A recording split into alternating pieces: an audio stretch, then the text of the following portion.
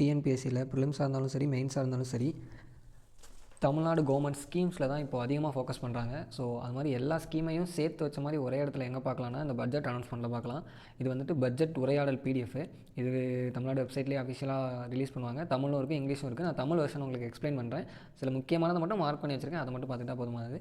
இது வந்துட்டு 2024-25 budget. 2025-26க்கான budget இந்த வருஷம் ரிலீஸ் ஆகும் மார்ச் மாதத்தில். ஸோ இது வந்துட்டு இதுக்கு முந்தின வருஷம். இதோட தாக்கம் இந்த குரூப் 2, 2A மெயின்ஸில் கண்டிப்பாக இருக்கலாம். ஓகேங்களா, பார்க்கலாம். எப்போ பண்ணியிருக்காங்கன்னா பிப்ரவரி 19ஆம் நாள் சட்டமன்றத்தில் வச்சுருக்காங்க. ஓகேங்களா, அதே மாதிரி இதில் உள்ள திருக்குறள் எல்லாமே கொஞ்சம் பார்த்து வச்சுக்கோங்க. திடீர் திருக்குறள் கொஸ்டின் நமக்கு நிறையா வருது இல்லைங்களா? ஸோ திருக்குறள் கொஸ்டின் இதுலேருந்து கூட ரிஃப்ளெக்ட் ஆகலாம். இது ஃபஸ்ட்டு திருக்குறள் என்னன்னா, காட்சிக்கு எளியன் கடுஞ்சொல்லன் நல்லனேல் மீக்கூறும் மன்னன் நிலம். அதாவது குடிமக்கள் எவரும் எளிதில் அணுகக்கூடியவராகவும் எவரிடத்திலும் கடுமையான சொற்களை கூறாது ஆட்சி புரிந்து வரும் அரசரின் நாட்டையே உலகம் போற்றும். ஒரு நாடை பற்றி சொல்லியிருக்காங்க. ஸோ இந்த குறளை பார்த்துக்கோங்க. எத்தனாவது குறள்னு பார்க்க தேவையில்ல, குறள் அதுக்கான பொருள் பார்த்து வச்சுக்கோங்க. இதை பார்த்துக்கோங்க. இது ப்ரிலிம்ஸ் மெயின்ஸ் எல்லா பாயிண்ட் ஆஃப் வியூலும் ரொம்ப முக்கியம். ஃபஸ்ட்டு 1921 பிடி தியாகராயர் வந்துட்டு ஒரு நாளைக்கு 1 அணா செலவில் சென்னை 1000 விளக்கு பகுதியில் மதிய உணவு திட்டத்தை அறிமுகப்படுத்தியிருக்காரு. ஃபஸ்ட்டு மதிய உணவு திட்டம் யாருன்னு பார்த்தீங்கன்னா சார் பிடி தியாகராயர். 1921 ஒரு நாளைக்கு 1 அணா ஒரு மாணவருக்கு செலவு. அதுக்கப்புறமா காமராஜர் மதிய உணவு திட்டத்தை கொண்டு வர்றாரு. அதுக்கப்புறமா எம்ஜிஆர் அதை சத்துணவு திட்டமாக 1982 மாற்றுறாரு. 1956 காமராஜர் மதிய உணவு திட்டம். ஓகேங்களா, அடுத்து பாருங்கள். 1970 குடிசை மாற்று வாரியத்திற்கு 1971-72 இவ்வளோ பட்ஜெட் ஒதுக்கேன்னு சொல்லியிருக்காங்க. 1970 குடிசை மாற்று வாரியம், இது ஒரு டிஎன்பிஎஸ்சி கொஸ்டின். எந்த வருஷம் குடிசை மாற்று வாரியம் ஸ்டார்ட் பண்ணாங்கிறது டிஎன்பிஎஸ்சி கொஸ்டின். 1970. அடுத்து பாருங்கள், 1982 எம்ஜிஆர் அவர்கள் சத்துணவு திட்டம். ஓகேங்களா, ஸோ இயர் அந்த ஸ்கீம். 1990 விவசாயிகளுக்கான இலவச மின்சார திட்டம். 1990 கலைஞர் அவர்களால் கொண்டாடப்பட்டது. ஞாபகம் வச்சுக்கோங்க. ஸோ நெக்ஸ்ட்டு 2001-2 தான் இலவச மிதிவண்டிகள் வழங்கும் திட்டம் அறிமுகப்படுத்தப்பட்டிருக்கு. பார்த்துக்கோங்க. ஆதி திராவிட பழங்குடியின பெண் குழந்தைகளின் வளர்ச்சி அந்தக்காக ஒதுக்கப்பட்ட நிதியில் மிதிவண்டிகள் கொடுத்துருக்காங்க. ஓகேங்களா, அடுத்து ₹1 1 கிலோ அரிசி திட்டம் யார் கொண்டு வந்திருக்காங்க பார்த்தீங்கன்னா கலைஞர் அவர்கள். எந்த வருஷம்னா 2009-2010. 2009 ஞாபகம் வச்சுக்கோங்க. 1 கிலோ அரிசி ₹1. முதலமைச்சரோட காலை உணவு திட்டம் பார்த்திங்கன்னா 2022 செப்டம்பர் 15 தொடங்கி வச்சாங்க. எங்கே தொடங்கி வச்சாங்க அப்படின்னா மதுரையில். இது என்ன திட்டம்னா தொடக்கப்பள்ளியில் உள்ள 1ஆவதுலேருந்து 5ஆவது வரைக்கும் படிக்கிற மாணவர்களுக்கான காலை உணவு திட்டத்தை தமிழ்நாடு அரசு வழங்குது. ஓகேங்களா, இதுக்கு பாருங்கள் ₹500 கோடி நிதி ஒதுக்கியிருக்காங்க. ஃபஸ்ட்டு இங்கே தொடங்குறப்போ 1545 பள்ளிகள் பயன்படுற மாதிரி இந்த திட்டத்தை தொடங்கினாங்க. கிட்டத்தட்ட 1.14 லட்சம் மாணவர்கள் பயன்படுவாங்க அப்படின்னு சொல்லியிருந்தாங்க. ஓகேங்களா, அடுத்து பாருங்கள். கலைஞரின் மகளிர் உரிமை தொகை திட்டம். இது என்னன்னு பார்த்தீங்கன்னா ₹1000. அதாவது கரெக்டாக அவங்க வகுத்துள்ள அந்த வரையறைக்குள்ளே உள்ள குடும்ப பெண்களுக்கு ₹1000 கொடுக்குறாங்க. அதுக்காக நிதி 7000 கோடி ஒதுக்கியிருக்காங்க. சரிங்களா, அடுத்ததாக பாருங்கள். 1967 69 வரைக்கும் தான் அண்ணா அவர்கள் முதலமைச்சராக இருந்தாங்க. அது உங்களுக்கு தெரியும். அதில் ஒரு கோட்ஸ் இருக்குது பாருங்கள். இந்த வரவு செலவு திட்டத்தில் 3.5 கோடி மக்களுடைய வாழ்வும் தாழ்வும் இந்த 64 பக்கங்களில் அடங்கியிருக்கின்றன. நம்முடைய இதயமும் அதிலே கலக்கப்பட்டிருக்கிறது. நம்மை தேர்ந்தெடுத்த மக்களின் லட்சியங்கள் இதில் அடங்கியிருக்கின்றன. இப்படின்னு சொன்னது யார் அப்படின்னு பார்த்தீங்கன்னா அண்ணா தான். அப்போது நிதியமைச்சராக இருந்தது யாருன்னு பார்த்தீங்கன்னா அதுவும் அண்ணா தான். அதனால் அதை பார்த்து வச்சுக்கோங்க. இதில் பாருங்கள், 7 முதன்மையான நோக்கங்களை அடிப்படையான கொண்டது தமிழ் கனவு. இது வந்துட்டு ஒரு மெயின்ஸ் கொஸ்டினாக கூட வரலாம். 7 அடிப்படை நோக்கங்கள் தமிழ் கனவு. தமிழ்நாட்டோட 7 அடிப்படை கனவு என்ன அப்படின்னு பார்த்தீங்கன்னா 1 சமூக நீதி, அடுத்து கடைக்கோடி தமிழர் நலன், உலகை வெல்லும் இளைய தமிழகம், அறிவுசார் பொருளாதாரம், மக்கள் நலன் காக்கும் சமத்துவ பாதை, பசுமை வழி பயணம், தாய் தமிழும் தமிழர் பண்பாடும். ஓகேங்களா, ஸோ இந்த 7 விஷயங்கள் இது வந்துட்டு மெயின்ஸில் 2 மெயின்ஸில் நீங்கள் எதிர்பார்க்கலாம். அடுத்தது பார்த்திங்கன்னா இரட்டை காப்பியங்களான சிலப்பதிகாரம் மற்றும் மணிமேகலை 25 மொழியில் மொழிபெயர்க்கிறதுக்காக ஒரு பிளான் பண்ணியிருக்காங்க. அதுக்காக ₹2 கோடி நிதி ஒதுக்கியிருக்காங்க. அடுத்தது பாருங்கள், தமிழ் நூல்களை அதே மாதிரி இப்போது இருக்கிறத விட 2 மடங்கு அதிக அளவு தமிழ் நூல்களை மொழிபெயர்த்திடவும் ஒரு பட்ஜெட்டில் திட்டம் வச்சுருக்காங்க. அடுத்து பாருங்கள், தேமதுரை தமிழோசை உலகெங்கும் பரவிட செய்யும் இந்த முயற்சி. அதாவது தமிழ் நூல்களை மொழிபெயர்த்து வேறு நூல்களுக்கு வழங்குறதுக்கு ₹2 கோடி நிதி ஒதுக்கப்பட்டிருக்கு. அடுத்ததாக பார்த்திங்கன்னா தமிழ் இணையம் 99 அதுங்கிறது ஒரு மாநாடு. அதாவது இணையத்தில் தமிழ் மொழியை புகுத்தணுங்கிறதுக்காக உருவாக்கப்பட்ட மாநாடு தான் தமிழ் இணையம் 99. அதை நடத்துனது யாருன்னு பார்த்தீங்கன்னா கலைஞர் அவர்கள். இதெல்லாம் ப்ரிலிம்ஸ் கொஸ்டினாக வரலாம். ஓகேங்களா, அடுத்து இன்னொரு மாநாடு கனித்தமிழ் 24. இது இப்போ 2024 நடந்து முடிஞ்ச மாநாடு. அடுத்ததாக பாருங்கள், தமிழ் இணைய கல்விக் கழகம். தமிழ் இணைய கல்விக் கழகம்னா டிவிஏ சொல்லுவாங்க. ஓகேங்களா, அது தமிழ் மின் நூலகத்தை உருவாக்கியிருக்கு. தமிழ் மொழியில் டிஜிட்டல் நூலகத்தை உருவாக்கியிருக்காங்க. அதை உருவாக்குனது யார் பார்த்தீங்கன்னா தமிழக இணைய கல்விக் கழகம். அடுத்தது பாருங்கள், கீழடி பற்றி நிறையா விஷயங்கள் வெளியே வந்துருக்கு. ஸோ கீழடி பற்றி நீங்கள் கண்டிப்பாக தெரிஞ்சு வச்சுருக்கணும். அடுத்து பாருங்கள், இதெல்லாம் வந்துட்டு எந்த மாவட்டத்தில் எந்தெந்த அகழாராய்வு தளங்கள் இருக்குது, அகழாராய்ச்சி பண்ணுற இடம் இருக்குன்னு நீங்கள் தெரிஞ்சுக்கணும். கீழடி எந்த மாவட்டத்தில்? சிவகங்கை மாவட்டம். மதுரை மாவட்டம் இல்லை, கீழடி சிவகங்கை மாவட்டம். விருதுநகர் மாவட்டத்தில் வெம்பக்கோட்டை, புதுக்கோட்டை மாவட்டம் பொற்பனைக்கோட்டை, திருவண்ணாமலை மாவட்டம் கீழ்நமண்டி, தென்காசி மாவட்டம் திருமலாபுரம், திருப்பூர் மாவட்டம் கொங்கல் நகரம், கடலூர் மாவட்டம் மருங்கூர், கிருஷ்ணகிரி மாவட்டம் சென்னானூர். ஓகேங்களா, மொத்தம் 8 இடங்களில் இப்போது அகழாய்வு பண்ணிகிட்ருக்காங்க. அடுத்து தமிழ்நாடு மட்டும் இல்லாமல் தமிழ்நாட்டுக்கு வெளியேயும் தமிழ்நாட்டோட வரலாற்றை தோண்டி எடுக்கணும் அப்படிங்கிறதுக்காக கேரள மாநிலத்தில் உள்ள முசிறி ஒடிசா மாநிலத்தில் உள்ள பாலூர், ஆந்திராவில் வெங்கி, கர்நாடகாவில் உள்ள மஸ்கி, இந்த இடங்கள்லாம் தொல்லியல் ஆய்வு நடத்த போகிறாங்க. அதுக்காக நிதி ஒதுக்கியிருக்காங்க. அடுத்தது பாருங்கள் அழகன்குளம், இதுவும் ஒரு அகழாராய்ச்சி தளம் தான். இது எங்கே இருக்குன்னு பார்த்தீங்கன்னா ராமநாதபுரம் மாவட்டம். ஸோ இது கடல்சார் அகழாராய்ச்சி எங்கே நடக்குதுன்னு பார்த்தீங்கன்னா அழகன்குளத்தில் நடக்குது. ஓகேங்களா. அடுத்தது பாருங்கள் கீழடி அகழாய்த்தளத்தில் திறந்தவெளி தொல்லியல் அருங்காட்சியகம் 17 கோடியில் அமைக்க போகிறாங்க. ஓப்பன் ஏர் மியூசியம் எங்கே அமைக்க போகிறாங்கன்னா கீழடியில் அமைக்க போகிறாங்க. ஓகேங்களா. அடுத்து சிந்துவெளி பயன்பாடு, இது நம்ம பிலிம்ஸ் கொடுத்தீங்கன்னா சர் ஜான் மார்ஷல் 1924 இந்திய தொழில் துறையின் தலைவராக இருந்தவர். சிந்துவெளி பண்பாடு குறித்து முதலில் வெளியிட்டவர் அவர் தான். இது பிலிம்ஸ் கொஸ்டினுக்காக அதை மார்க் பண்ணி வச்சிருக்கேன். அடுத்தது பாருங்கள் குடிசைகளுக்கு பதிலாக நிரந்தர வீடுகள் கட்டித்தரும் முன்னோடி திட்டத்தை அறிமுகப்படுத்தது யாரும் போட்டிருக்காங்க? முத்தமிழ் கலைஞர் அவர்கள். ஓகேங்களா. அடுத்து அது எப்போ அறிமுகப்படுத்திருக்காங்க? வருஷம் கொடுத்துருக்கு 1975 நிரந்தர வீடுகள் கட்டித்தரும் முன்னோடி திட்டம். அடுத்து 2010 குடிசையில்லா தமிழ்நாடு, குடிசையில்லா மாநிலம் என்ற இலக்கம் வந்து கலைஞரின் வீடு வழங்கும் திட்டம் எப்போ கொண்டு வந்தாங்க? 2010. ஸோ இந்த வருஷம்லாம் முக்கியம், அந்த வருஷம்லாம் பார்த்துக்கணும். குடிசையில்லா தமிழ்நாடு என்ற இலக்கினை எழுதும் வகையில் 2030 இப்போது கலைஞரின் கனவு இல்லம் திட்டம் அப்படின்னு சொல்லி ஒரு திட்டம் கொண்டு வந்திருக்காங்க. பாருங்கள் 2030 8 லட்சம் வீடு கட்டுறதுக்கு இலக்கு வச்சிருக்காங்க. இந்த வருஷம் 2024-25 1 லட்சம் வீடு கட்டித்தர போகிறாங்க. ஒரு வீட்டுக்கு 3.5 லட்சம் ரூபாய் மேனிக்கு 3500 கோடி நிதி ஒதுக்கியிருக்காங்க. கலைஞரின் கனவு இல்லம் திட்டம் நல்லா ஞாபகம். 3.5 லட்சம் ஒரு வீட்டுக்கு கொடுக்குறாங்க. அடுத்து முதல்வரின் கிராம சாலைகள்னு ஒரு மேம்பாடு திட்டம் இருக்குது. அதுக்கப்புறமா அனைத்து கிராம அண்ணா மறுமலர்ச்சி திட்டம். இது என்ன? கிராமங்களில் உள்ள ஒரு சுடுகாடு, சாலை, குளம், அந்த அடிப்படை கட்டமைப்புகளை கிராமங்களை மேம்படுத்துறது தான் அனைத்து கிராம அண்ணா மறுமலர்ச்சி திட்டம். இது 2வது கட்டமைப்பு நடந்துட்டு இருக்குது. அடுத்து பாருங்கள் ஃபஸ்ட்டு நமக்கு தெரியும் பெரியார் அவர்கள் ஈரோடு நகரசபை தலைவராக இருந்தவர். ஈரோடுக்கு குழாய் பதித்து பாதுகாக்கப்பட்ட குடிநீர் வழங்கும் முன்னோடி திட்டத்தை இந்தியாவிலேயே முதன்முறையாக அறிமுகம் செய்து ஈரோடு நகர்மன்ற தலைவராக பதவி வைத்த தந்தை பெரியார் அவர்கள். ஓகேங்களா. அடுத்து இது பாருங்கள், இது என்ன இருக்குது? மானமும் அறிவும் மனிதனுக்கு அழகு என முழங்கி தமிழ் சமூகத்தை வழிநடத்திய தந்தை பெரியார். இது ஒரு கோட்ஸாக கொடுத்து கேட்கலாம் அது மாதிரி. ஸோ அடுத்தது பாருங்கள் தேசிய ஊரக வேலை உறுதி திட்டம் மகாத்மா காந்தி. இது என்னென்னு பார்த்தீங்கன்னா நம்ம 100 நாள் வேலை திட்டம் சொல்லுவாங்க. இது எந்த ஆட்சி காலத்தில் வந்திருக்குன்னா ஐக்கிய முற்போக்கு கூட்டணி ஆட்சி காலத்தில் அறிமுகப்படுத்தப்பட்டிருக்கு. ஸோ இதில் இருக்கிறத மட்டும் நான் உங்களுக்கு சொல்கிறேன். ஸோ அதை பார்த்துக்கோங்க.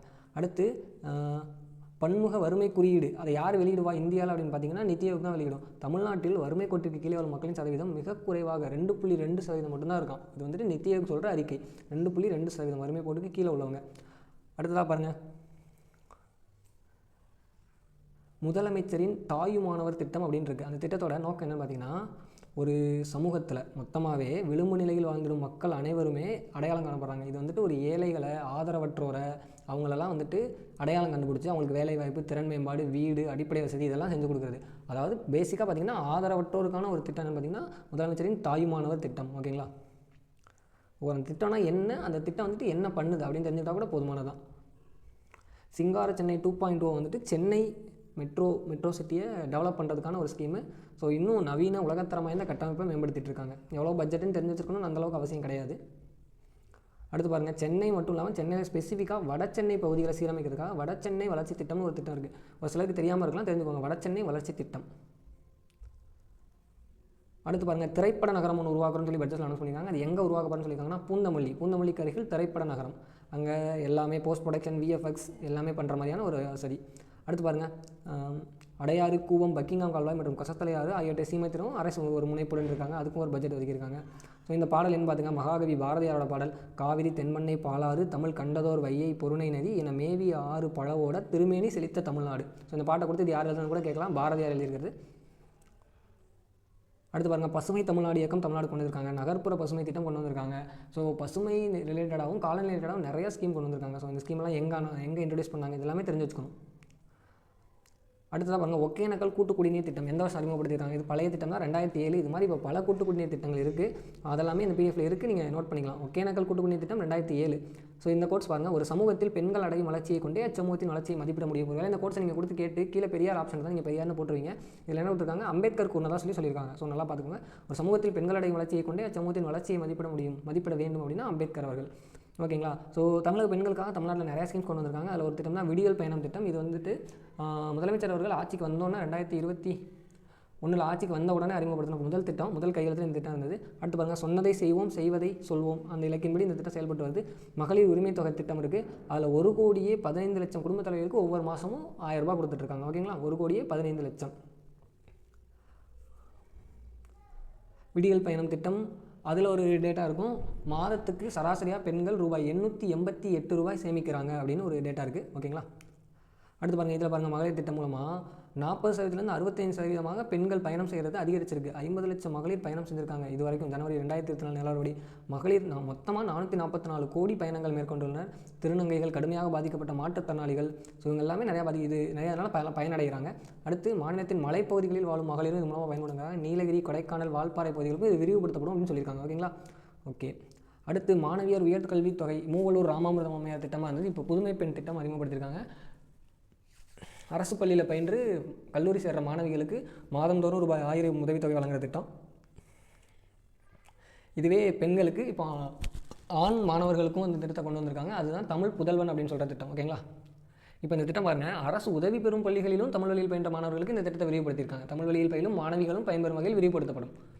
ஸோ அடுத்தது பாருங்கள், nothing is more powerful than idea whose time has come. இது யார் சொன்னால் விக்டர் ஹியூகோ. சிம்பிள், அந்த கோட்டுக்காக மட்டும் பார்த்து வச்சுக்கோங்க. அடுத்ததாக பாருங்கள், காலை உணவு திட்டம் ஆல்ரெடி சொல்லிட்டோம். மதுரையில் ஃபஸ்ட்டு தொடங்கினாங்க 1ஆம் வகுப்பு முதல் 5ஆம் வகுப்பு வரை. இப்போது அந்த திட்டத்தை, காலை உணவு திட்டத்தை இப்போ எங்கேயும் விரிவுபடுத்த போனாங்கன்னா தமிழகத்தில் உள்ள கவர்மெண்ட் ஸ்கூல் மட்டும் தான் சொல்லியிருந்தாங்க. இப்போது ஊரக பகுதிகளில் இயங்கி வரும் அரசு உதவி பெறும் பள்ளிகள், ஸோ அந்த ஸ்கூல்லையும் 1ஆம்லேருந்து 5ஆவது வரைக்கும் படிக்கிற மாணவர்களுக்கு இந்த திட்டத்தை விரிவுபடுத்த போகிறாங்க. அடுத்து ஊட்டச்சத்தை உறுதி செய் திட்டம். இதுவும் அதே தான், குறைபாடுள்ள குழந்தைகளை கண்டுபிடிச்சி, அதாவது 6 மாதத்துக்கு உட்பட்ட குழந்தைகள் அவங்களுக்கான ஊட்டச்சத்தை உறுதி பண்ணுறதுக்கான திட்டம். ஊட்டச்சத்து பெட்டகம், தாய்மார் நலன், தாய் சேய் நலன், இது எல்லாமே கருத்தில் கொண்டு இந்த திட்டம் செயல்படுத்தப்படுது. அடுத்ததாக பாருங்கள், சுய உதவி குழு திட்டம் அப்படின்னு ஒரு திட்டம் தருமபுரி மாவட்டத்தில் 1989 தொடங்கப்பட்டிருக்கு. இப்படி ஒரு திட்டம் நீங்கள் படிச்சிருக்கீங்களான்னு தெரியல. சுய உதவி குழு திட்டம் 1989 தருமபுரி மாவட்டம். அடுத்ததாக பாருங்கள், தோழி அப்படிங்கிறது என்னென்னா பணிபுரியும் பெண்களுக்கான விடுதிகளை ஏற்படுத்துறது தான் தோழி திட்டத்தோட நோக்கம். தோழி திட்டம் 10 நகரங்களில் 10 இடங்களில் செயல்பட்டு வருது. இன்னும் 3 திட்டம். ஸோ புதுசாக தோழிகள் விடுதிகள் அமைக்க திட்டம் வச்சுருக்காங்க.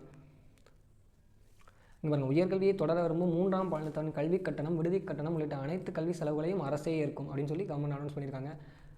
So K. சந்துரு அவர்கள் தலைமையிலான ஒரு குழு அமைச்சிருக்காங்க. எதுக்கு அப்படின்னு பார்த்தீங்கன்னா, அரசு கூர்நோக்கு இல்லங்கள், சிறப்பு இல்லங்கள், பாதுகாப்பு இல்லங்கள் ஆகியவற்றை திறம்பட செயல்படுத்தவும், அதை நிர்வகிக்கவும், மேம்படுத்தவும் உரிய ஆலோசனைகளை வழங்கிட. ஸோ மாணவர்கள் நலனை கருத்தில் கொண்டு குழந்தைகள் நலன் மற்றும் சிறப்பு சேவைகள் துறை, அதாவது சமூக பாதுகாப்பு துறைன்னு இருக்குது, சோசியல் வெல்ஃபேர் டிபார்ட்மெண்ட். அந்த டிபார்ட்மெண்ட் பேர் என்ன மாற்ற போகிறாங்கன்னா குழந்தைகள் நலன் மற்றும் சிறப்பு சேவைகள் துறை அப்படின்னு மாற்ற போகிறோம் அப்படின்னு சொல்லியிருக்காங்க. ஸோ அதுக்கு தலைமை பாதுகாப்பு அலுவலர் ஒருத்தர் இருப்பார். அதுக்கு முதற்கட்டமாக ஒரு திறனாய்வு கூடத்தை எங்கே அமைக்க போகிறாங்கன்னா ஃபஸ்ட்டு கோயம்புத்தூரில் அமைக்க போகிறாங்க. ஓகேங்களா?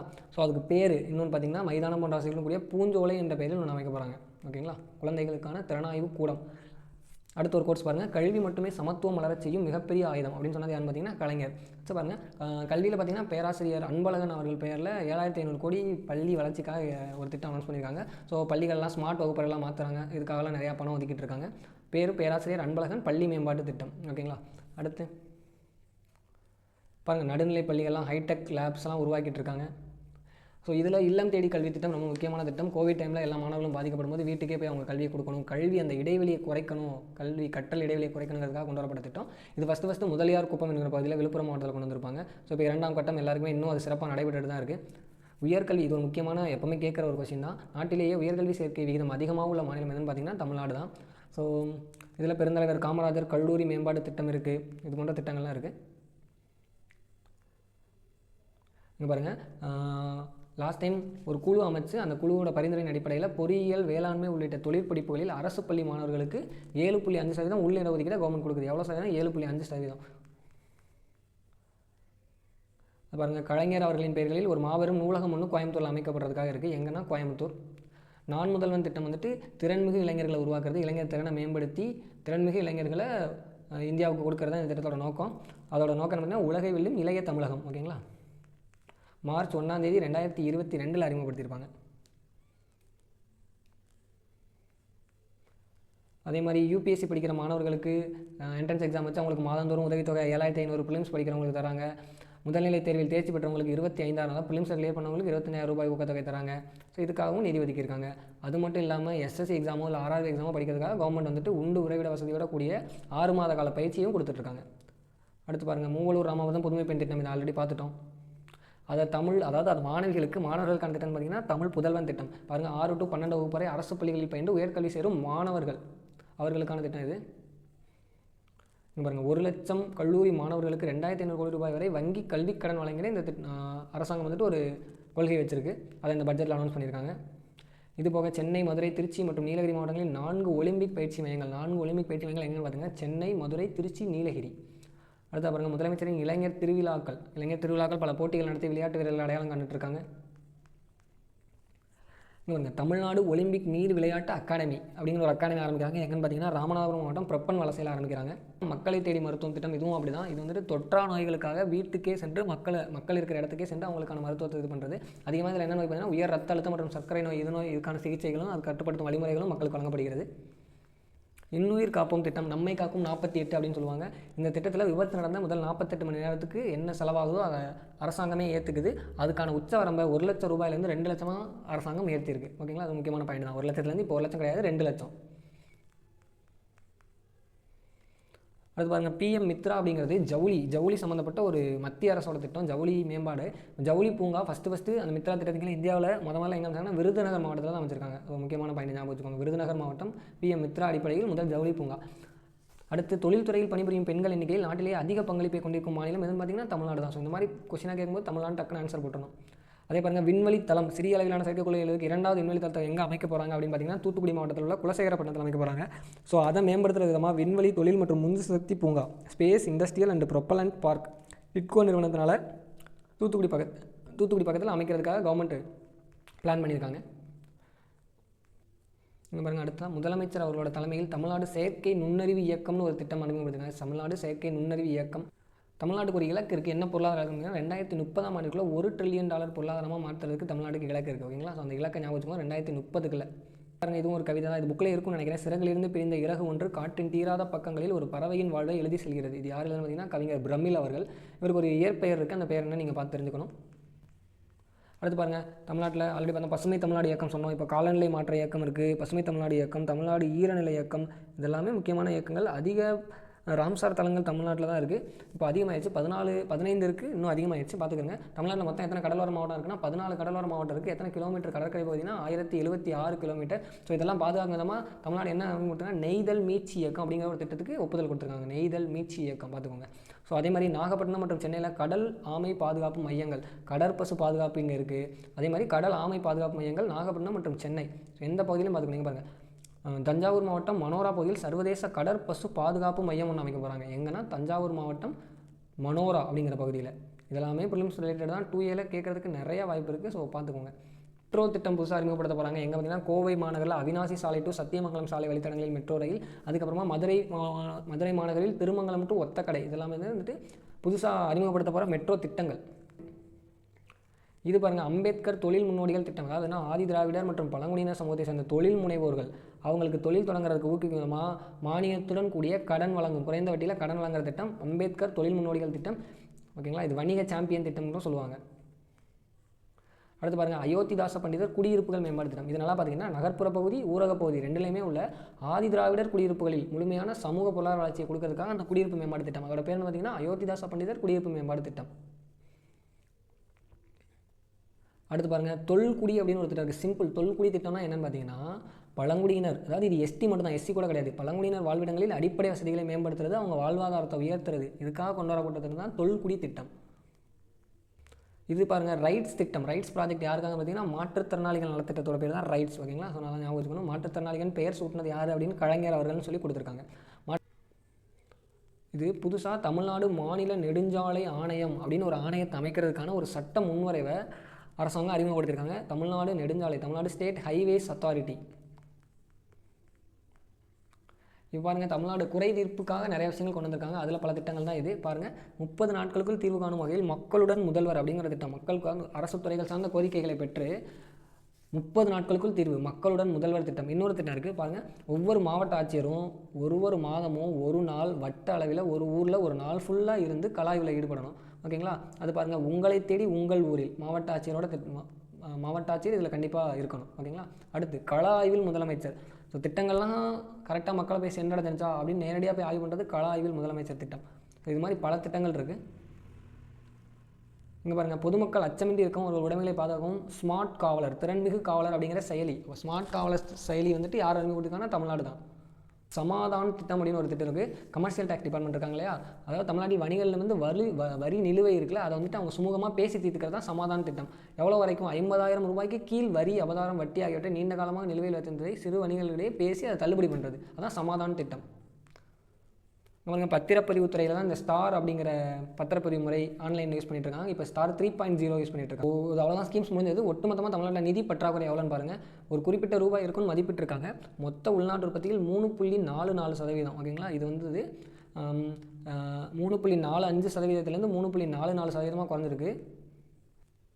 அதே மாதிரி 16வது நிதிக்குழுவை பற்றி பேசியிருக்காங்களா. 16வது நிதிக்குழுங்கிறது ஃபினான்ஸ் கமிஷன். இதோட தலைவர் பேர் என்ன? அரவிந்த் பனகாரியா. ஸோ முக்கியமான கொஸ்டின், ஞாபகம் வச்சுக்கோங்க. பாருங்கள், இதெல்லாம் சொல்கிற முக்கியமான பாயிண்ட்ஸ். ஏற்றுமதி தயார்நிலை குறியீட்டில் தமிழ்நாடு தான் முதலிடத்தில் இருக்குது. மின்னணு பொருட்கள், மோட்டார் வாகனங்கள் உற்பத்தியிலையும் சரி ஏற்றுமதியிலையும் தமிழ்நாடு தான் முதலிடத்தில் இருக்குது. புத்தொழில் சூழல் அமைவுக்கான தரவரிசையில் முன்னணி மாநிலமாக இருக்குது. பணிபுரியும் பெண்கள் பங்கேற்பு அதிகம் உள்ள மாநிலம் தமிழ்நாடு. உயர்கல்வி சேர்க்கையில் முதலிடத்தில் உள்ள மாநிலம் தமிழ்நாடு. தேசிய தரவரிசை பட்டியலில் தமிழ்நாடு சேர்ந்த 146 கல்வி நிறுவனங்கள் இடம்பெற்று இது தமிழ்நாடு தான் முதலிடமாக இருக்குது. ஸோ இதுவும் அதே திருக்குறள் முன்னாடி சொன்ன மாதிரி திருக்குறள் இதையும் பார்த்துக்கோங்க. காவல் குளவி கொள்பவரின் ஓம்புமதி அழிதோ தானோ அது பெறல் வருங்குறைத்தே. சாரி, இது திருக்குறள் கிடையாது, இது ஒரு புறநானூற்று பாடல். சாரி புறநானூற்று பாடல். ஸோ இந்த பாடல் வரியை கொடுத்து இது என்ன நூல்லேருந்து கேட்டிருக்காங்க அப்படின்னு சொல்லலாம். ஸோ இது புறநானூற்று பாடல். அதோட அர்த்தம் பார்த்துக்கோங்க. ஒரு அரசன் தன்னுடைய குடிமக்களை ஒரு தாய் தன்னுடைய குழந்தையை காப்பது போல் பாதுகாத்திட வேண்டும் அப்படின்னு சொல்கிறது தான். ஓகேங்களா, புறநானூறு பாடல். அவ்வளோதான் முடிஞ்சது. இன்னுமே நிறையா ஸ்கீம்ஸ் இருக்குது. நீங்களுமே லாஸ்ட் டைம் நான் ரிவிஷனுக்காக மட்டும்தான் இதை போட்டேன். நீங்கள் நிறையா ஸ்கீம்ஸ் படிச்சிருப்பீங்க. அதை பற்றி இன்னும் டேட்டாஸ் வச்சுக்கோங்க. இது எல்லாமே கண்டிப்பாக 2லையும் 2Aலையும் ரிஃப்ளெக்ட் ஆகும். ஓகேங்களா, ஓகே, தேங்க்யூ.